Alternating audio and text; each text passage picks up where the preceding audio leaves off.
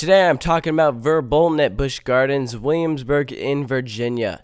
This is a Zierer multi-launch coaster, and it is very unique. The theming on this coaster right off the bat, talking about the theming, is fantastic. That is probably one of the most prominent parts of this ride. But I'm going to be talking about the entire ride experience in today's video. And of course, at the end, I will give an overall score. So let's talk about what you are going to see when you first walk up to this coaster. First of all, Busch Gardens itself is themed very well. Everything about the park has a European theme, and Verbolten sits in the Oktoberfest section of the park. You walk in, you see this great track among all of these beautiful trees, and then you walk up to the entrance, and the attention of detail to the facade is great. And then you walk through the queue, there's tons of German posters, touristy type things. You really are immersed in this experience. They really tell a story with this ride. Now, unfortunately, if it's a long line, you are going to have to listen to this German lady saying the same things over and over again, and that does get rather irritating. So that's probably the only downside about it. But you get to the station, and this is actually a double loading station because this coaster runs 5 trains, up to 5 trains.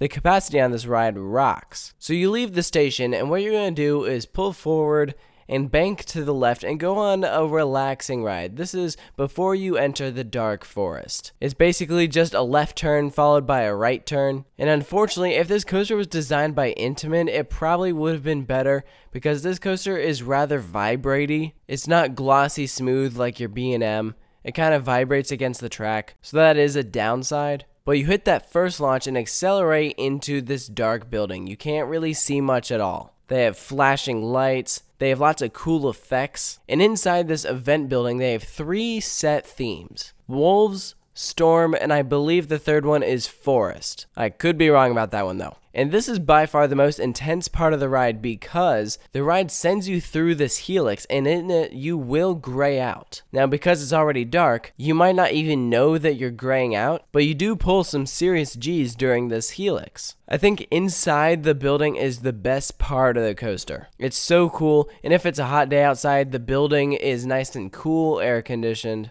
And at one point you hit a mid-course brake run, and then you bank to the left, and you slow to a crawl. You see all of these flashing lights, and then before you know it, the track drops beneath you. Not like a vertical drop like the one you see on Griffin, like a drop tower style drop. There aren't very many of these out there, but this coaster has a vertical drop. It's probably only 10 feet or so, but if you don't know about the drop, it's going to come as a huge surprise to you. It's an excellent element on this ride. So after the vertical drop, you're going to pull forward and accelerate into the second launch, which is actually faster than the first. You're going to bank up and you're going to go to the top of the Forbidden Bridge. This is when you hit that peak of 88 feet. You're going to go down a drop, not very steep at all. It's not a steep drop. This is a family coaster. And at the bottom of that drop, that is when you're going to hit that 53 mile per hour mark. You're going to go over a couple of turns and then hit the brakes. Overall, according to RCDB, the experience lasts 3 minutes and 25 seconds, and that is a track length of 2,835 feet. I think this is a great family coaster, probably one of the best family coasters out there. My only complaint is I do wish Intamin made it instead of Zierer. Now, because it isn't built by Intamin, it probably has a lot more operational time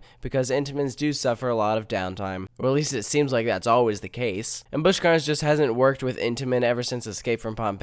So I don't think any of us were actually expecting this coaster to be built by Intamin, but I think if it was an Intamin, it probably would have been better. But I think that this is a great starting coaster for if you're trying to get into roller coasters. This is great because it doesn't have any inversions, the drop isn't very big at all, and you get to experience some indoor and outdoor sections. Now, of course, if you go to Busch Gardens, you've probably heard of this coaster called the Big Bad Wolf. This coaster replaced it. In fact, that last section of the coaster follows basically the exact same layout that Big Bad Wolf had. They even used the same footers. And I know a lot of people were big fans of the Big Bad Wolf. I did get a chance to ride it when I was younger, but I would say that I think Verbolten is superior to Big Bad Wolf. I think that the theming on this coaster is excellent.